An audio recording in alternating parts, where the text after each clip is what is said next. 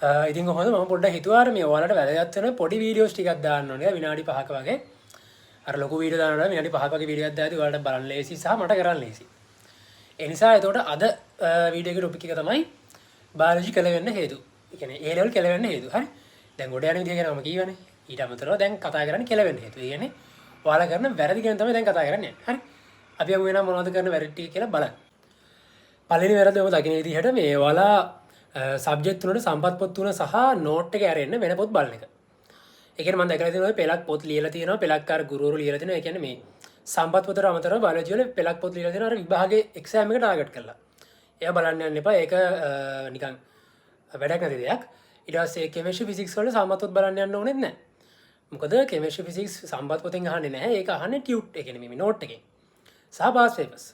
ඔන්න ඔය දෙක කරා නම් හොඳට මේ දෙකෙන් ඔයා හොඳ නෝට් එකක් ඔයාගාව තියෙනවා නම් පාස් පේපර්ස් ටික කරා නම් ඔයාලට මේ ඒක ගොඩ දාගන්න එක අවුලක් නැහැ.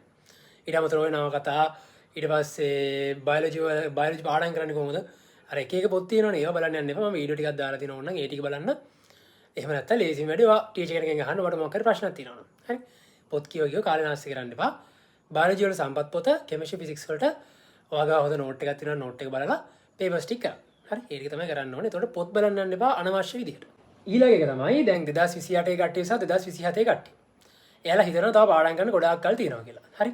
ඒක මම කරපු වැරද්දක් ඒ ලෙවල් වලදී මම මේ වැරද්ද කරේ නෑ. මෙඩිසින් ඇවිල්ලා පළවෙනි ටර්ම් දෙකේ මම ඒ වැරද්ද කරා. ඒ කියන්නේ ගොඩක් කල් තියෙනවා කියලා පාඩම් කරන්න හිටියේ නෑ. අන්තිමේදී මේ ටර්ම් දෙකම කරලා ගියා. හරි. දැන් යන්නේ මේ තර්ඩ් ටර්ම් එක. මේක නම් පොඩ්ඩක් මේ අර ඒ කරපු වැරද්ද පොඩ්ඩක් හදාගන්න ගමන් ඉන්නේ. එතකොට මේ සතියක් ඇතුළත කරන ඔයාලා මේ ක්ලාස් යනවනේ. ඒ ක්ලාස් එක කරන දේවල් ටික සතියක් ඇතුළත බලලා ඉවර කරන්න. හරි ඒකයි ඊළඟ සතියේ තියාගන්න එපා. ඊළඟ සතියක මතක් කරගන්න. මම අර ටයිම් ටේබල් එකක් දැම්මනේ ඒ විදිහට කරන්න. එතකොට ඒක කියන්නේ 27 සහ 28 ළමයින්ට. හරි ඒක මතක තියාගන්න. ඒක මටත් වැරදිච්ච තැනක්. මට ඒ ලෙවල් නම් අවුලක් ගියේ නෑ. හැබැයි මෙහෙට ආවට පස්සේ පොඩ්ඩක් ඒක අවුල් ගියා. හැබැයි ඒක දැන් හදාගන්න ගමන් ඉන්නේ. ඉතින් ඔයාලත් එහෙම කරනවා නම් ඒක හදාගන්න දැම්ම. නැත්තම් පස්සේ පසුතැවෙන්න මේ 26 කට්ටිය ගොඩාක් මගෙන් අහන දෙයක් තමයි ඔන්න ඔය ප්‍රශ්නේ මේ වැඩ ගොඩ ගහලා කියන එක. හරි ඒ නිසා දැන් මෙතන වැඩ කරන්න වැඩ ගොඩ ගහ ගන්න එපා. ඔයාලට මම කියන්නේ වැඩ කරන්න කියලා හොඳට ඒ ලෙවල් වල හොඳට වැඩ කරන්න. මොකද මෙඩිසින් ආවට පස්සේ ඊට වඩා වැඩ කරන්න තියෙනවා. හරි. මොකද මෙඩිසින් ආවට පස්සේ ඉගෙන ගන්න එක විතරක් නෙවෙයි ඔයා සල්ලි වහම කරන්නත් ඕනේ. හොඳ තැනක් හදා ගන්න ඕනේ. ඒ කියන්නේ Tamanට හොඳ ස්ටේටස් එකක් හදා ගන්න ඕනේ. හරි අන්න ඒ වගේ දැන් කරනකොට දේවල් ගොඩක් තියෙනවානේ. එතන මම කරන දේවල් කියන්න මම කෙටියෙන් ඔයාලට කියන්න මේ ඩිග්‍රී එක කරනවා ඊට පස්සේ YouTube channel එක කරනවා ක්ලාස් කරනවා. හරි ඔය ටික කරනවා. ඊට අමතරව ඉතින් තව එකේ වැඩ තියෙනවා. හරි. එතකොට ඒ ලෙවල් කාලේ පොඩ්ඩක් පුරුදු වෙන්න පාඩම් කරලා හොඳට වැඩ කරන්න. මොකද ඩිග්‍රී එක මෙඩිසින් ආවොත් එහෙම බැරිලා නේ මෙඩිසින් ආවොත් හරි මේ ඔය කට එන ගන්න ඕනේ. මේ මෙඩිසින් ආවහම ගොඩක් එක්සෑම් තියෙනවා කරන්න. ඒ නිසා ඉංග්‍රීසි වලින් තියෙන්නේ හොඳට පාඩම් කරන්න ඕනේ. දැන් මෙතන හොඳට වැඩ කරලා පුරුදු වෙන්න. මොකද මෙඩිසින් ආවට පස්සේ නැත්තම් ડિප්‍රෙෂන් හැදෙනවා. පාඩම් කරන සෑහෙන දේවල් තියෙන නිසා. හරි. ඒකත් එකක් ඒක මතක තියාගෙන අපි යමු වීඩියෝ එකට. ඊළඟ දේ තමයි මේ ඉංග්‍රීසි හදාගන්න යන එක. A level කරන අතරතුර ඉංග්‍රීසි හදාන්න යන්න එපා. ඉංග්‍රීසි බැයි නම් ඒක අතහැරලා දාන්න. A level කරන අතරතුර ඉංග්‍රීසි හදාගන්න යන්න එපා. A level කරලා ඉංග්‍රීසි හදාගන්න පුළුවන්. හරි. ඒ නිසා A level සබ්ජෙක්ට් වලට ක්ලාස් කරනට අමතරව ඉංග්‍රීසි ක්ලාස් යන්න එපා. මේක 2028 කට්ටිය කරන ලොකු ගොංකමක්. ඉංග්‍රීසි හදාගත්තයි පස්සේ කැම්පස් ඇවිල්ලා ඕන වෙලා ඕන විදිහට ඉංග්‍රීසි හදාගන්න පුළුවන්. හරි. ඒ නිසා ඒක මතක තියාගන්න ඉංග්‍රීසි හදාගන්න කියලා A level සබ්ජෙක්ට් වලට අමතරව ක්ලාස් යන්න එපා ඉංග්‍රීසි වලට. හරි. ඒක තමයි. ඒකෙන් ඔයාලගේ ටයිම් එක නැති වෙන එක විතරයි වෙන්නේ. හරි. මම හරි කියන ඉක්මනට දාන වීඩියෝ එකක් කියලා. එතකොට මේ ඊළඟ කරුණ තමයි ප්‍රේම සම්බන්ධතා. හරි. ඒක මම කලින් වීඩියෝ එකක් කිව්වා. ප්‍රේම සම්බන්ධතා තියාගන්න එපා. දැන් හිතෙන්නේ නැහැ දැන් අවුලක් නැහැ කියලා හිතෙයි. ඉස්සරහට තමයි අවුල යන්නේ. ඔයාට වැඩ කරගන්න බැරි මොකක් කරේ දැන් ඕක එක එක විදියට බ්‍රේක් අප් වෙනවනේ. අපේ පෙලක් වෙලාවට මේ මගේ යාළුවෝ කියනවා කැම්පස් වල මොකක් හරි ප්‍රශ්නයක් වෙනවා ලෙක්චර් එක අතරමැද නැගිටලා යනවලු. හරි. ඔයාලගෙත් එහෙම තියෙන ක්ලාස් එක අතරමැද නැගිටලා යන්නේ යාළුවෝ ඇති. හරි යාළුවෝ මෙන්ෂන් කරන්න ඕන නම් පල්ලෙන්. එහෙම යාළුවෝ ඇතිනේ. ඒ නිසා ප්‍රේම සම්බන්ධතා තියාගන්න බෑ. තියෙනවා නම් පොඩ්ඩක් ඒක නවත්තන්න නෙමෙයි. ඒක නවත්තන්න බැයි නම් සීමා කරලා තියාගන්න. හරි.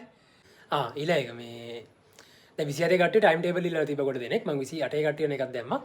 27 කට්ටියට මම ඒක දානකම් 28 කට්ටියක පොඩ්ඩක් පාවිච්චි කරන්න. ඒක ඔයාලට අදාළ වෙනස්කම් ටික කරගන්න තේරෙනවනේ. ඒ ටික කරලා ඒක හදාගන්න ටයිම් ටේබල් එක. හරි. තව එකක් කියන්න ඕනේ පොඩ්ඩක්. හරි. ඊළඟ තමයි දැන් ක්ලාස් යන එක කතා කරන්නේ 28 කට්ටියට සහ 27 කට්ටියට දෙවොල්ලටම කියන්නේ ක්ලාස් යන්න එක නගරයක නගර කිහිපයක ක්ලාස් කරනවා නම් දැම්ම නවත්තන්න එකකට ඕන ඔන්ලයින් යන්න. හරි. ඊට අමතරව තවම පාඩම් ඉවර නැත්තම් ඒ කියන්නේ 27 කට්ටියක දැන් පස්වෙනි පාඩම් පටන් ගන්න තියෙනවනේ බයොලොජි වල. කෙමිස්ට්‍රි ෆිසික්ස් නම් මම කියන්න දන්නේ නැහැ. බයොලොජි වල පස්වෙනි පාඩම් පටන් ගන්න තියෙන්න ඕනේ. 28 කට්ටියක දෙවෙනි පාඩම ඉවර වෙන්න ලඟ වෙලා තියෙන්න ඕනේ. බයොලොජි වල හරි අනිත් එක පොඩ්ඩක් අහන්න මේ ඔයාලගේ අයියලා අක්කලාගෙන් ඒ කියන්නේ ඉන්ස්ට්‍රක්ටින් ඉන්න කට්ටියන් අහලා බලන්න ඒගොල්ලන්ගේ ඒ විදි මොනවද ඉවර කරලා තිබ්බේ කියලා. හරි ඒක මතක තියාගන්න. ඒක තාම ක්ලාස් එක ඉවර නැත්තම් පාඩම් වෙන එකක් හොයාගන්න. එකම නගර තුනක ක්ලාස් හොයාගන්න. ඊට පස්සේ ඉස්කෝලේ යන්න මේ ටිකේ කියන්නේ සීරසු බලනවා නිතර සාමාන්‍ය සතියේ දවස් 3ක් වගේ ඉස්කෝලේ යන්න. ඊට වඩා යන්න එපා වැඩක් වෙන්නේ නැත්තම්. හරි. ඔයාලා ඉස්කෝලේ හොඳට උගන්වනවා නම් වැඩක් තියෙනවා නම් ටීචර්ස් හොඳට කියලා දෙනවා නම් ඉස්කෝලේ යන්න හැමදාම වුණත් අවුලක් නැහැ. වැඩක් කරන්නේ නැත්තම් මෙලොරහක් නැත්තම් දවස් 3ක් ඉස්කෝලේ යන්න ඒක අවුලක් නැහැ. මේ ප්‍රශ්නයක් වෙන්න දවස් 3ක් ගියාම සීරසුව හැදෙනවා. ඒක අනිත් එක. හරි. ඊට අමතරව තව කියන්න ඕනේ තමයි ඕලර් රිසල්ට් එක අඩුයි කියලා හිතලා දැන් දුක් කරන කට්ටිය ඒක අවුලක් නැහැ. ඕලර් වැඩක් නැහැ කැම්පස් එන්න. දැන් මෙතන පාඩම් කරන්න පටන් ගන්න. අර හිතා ඉන්න එපා. තමන්ට ඕන දේ ලබා ගන්න බලන්න. ඒක මම අනුගමනය කරන දෙයක්. තවන්න මොකක් හරි දෙයක් ඕන නම් ඒක අනිවාර්යෙන් කොහොම හරි හොදින් ඕන අරකින් තමන් ගන්න ඕනේ. හරි. ඒ නිසා මේ ඕලර් රිසල්ට් එක අඩුයි කියලා දැන් කලබල වෙන්න යන්න එපා. ඒක අවුලක් නෑ. ඒවල රිසල්ට් එකක් දාන්න හොඳ. එතකොට අර කියන කතා ඔක්කොම නෑදෑයෝ කියන කතා යාළුවෝ කියන කතා ඔක්කොම අයින් වෙලා යනවා. හරි. හරි ඉතින් ඔච්චරම කියන්න තියෙන්නේ. තව ගොඩක් දේවල් කියන්න තියෙනවා. මම ඒවා පොඩි පොඩි වීඩියෝ විදිහට දාන්නම්. මේ වීඩියෝ එක හොඳයි නම් පල්ලෙන් කමෙන්ට් එකක් දාගෙන යන්න. වැඩිවම දිග්ගස්සන්න කියන්නේ නැහැ. මොකද ඉක්මනට ඉවර කරලා දාන්න පුළුවන් නිසා මට ලේසි වලට ලේසි. ඉතින් හැමෝටම ජය වේවා. හොඳට වැටික් කරගෙන යන්න. ප්‍රශ්න තියෙනවා නම් අහන්න අනිවාර්යෙන්. මම ඒවට අනිවාර්යෙන් උත්තර දෙනවා. හරි එහෙනම් හැමෝටම ජය වේවා. බයි.